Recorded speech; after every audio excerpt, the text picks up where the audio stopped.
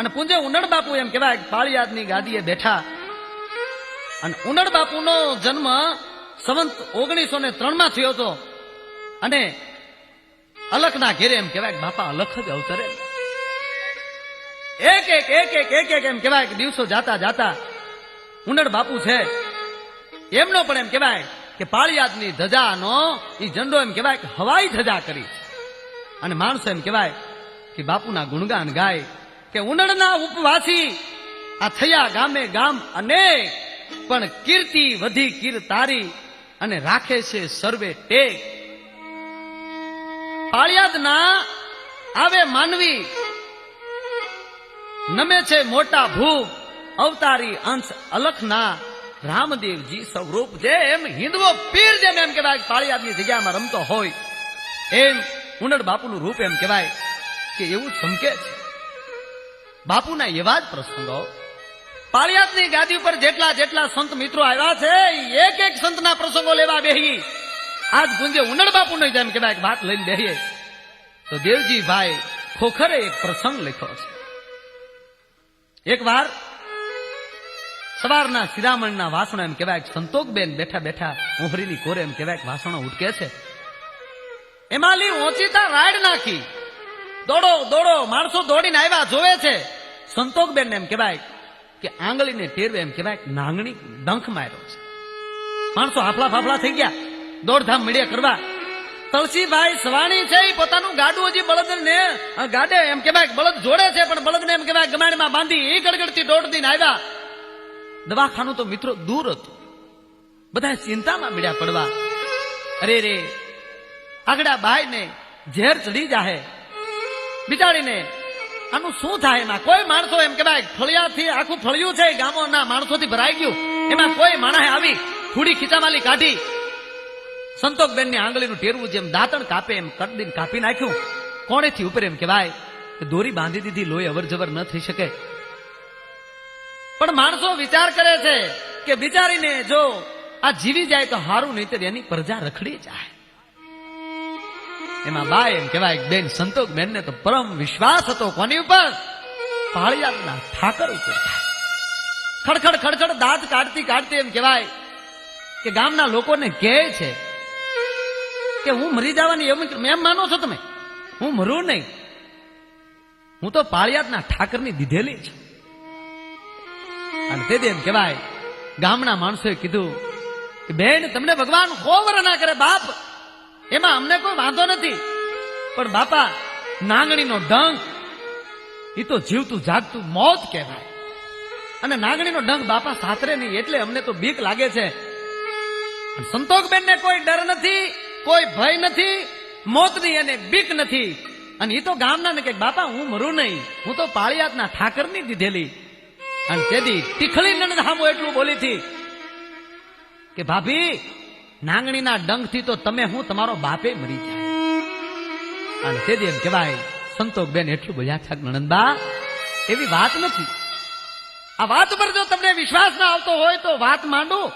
તેથી ગામના કીધું કે હા વાત માંડો ને અમથું 24 કલાક જાગવાનું છે ને.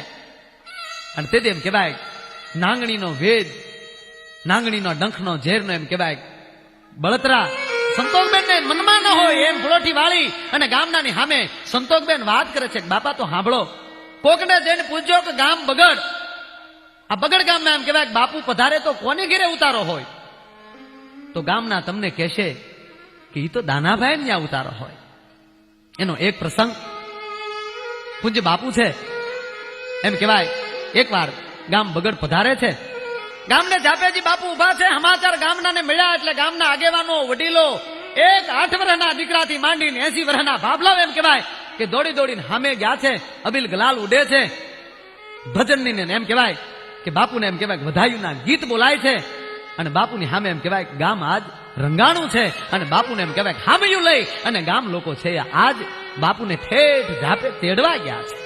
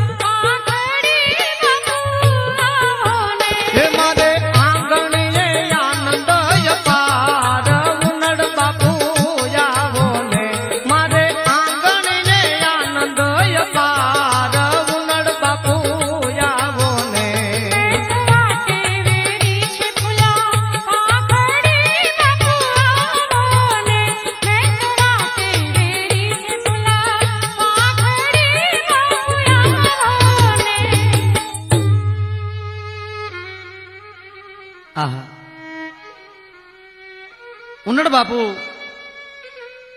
આવા જ્યાં એમ કહેવાય કે કાયમને માટે ઉતારો કરતા એવા દાનાભાઈની ઘરે એમ કહેવાય કે ઉતારો કર્યો છે. પણ બાપુ આ ચિત્ર કંઈક નોખું જોવા મળે છે. ગામના માણસો એમ કહેવાય કે આખી ઓસરી ભરી છે.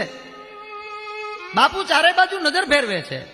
પોતે તો અંતર્યામી હતા, પણ તોય બાપુ એમ બોલ્યા કે આ ગરધણી કાં દેખાતા નથી.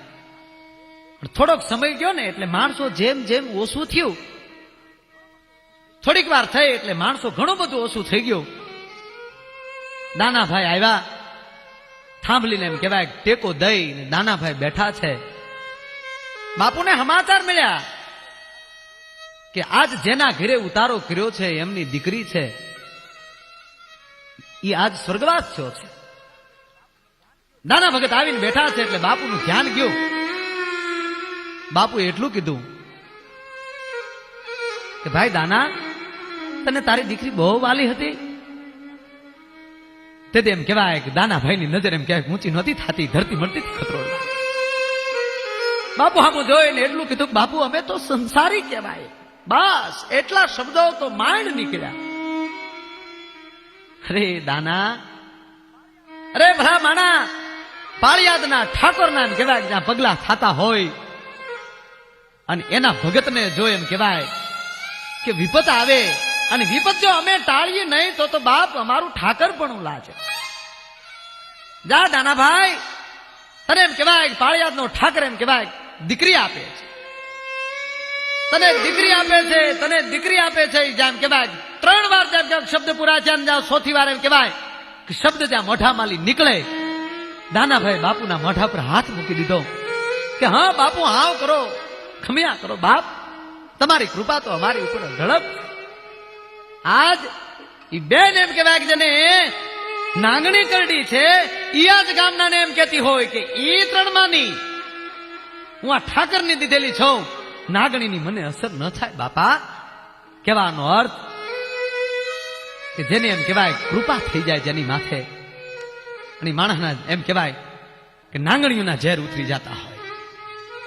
અને એમ બાપુ એમ કહેવાય કે મોટા ઉનડ બાપુ સમય જાતા એને પણ એમ કહેવાય કે વૈકુંઠ વાસ કર્યો. અને એમના દીકરા પૂજ્ય દાદ બાપુને, દાદા બાપુને એમ કહેવાય કે ગાદીપતિ બનાવ્યા.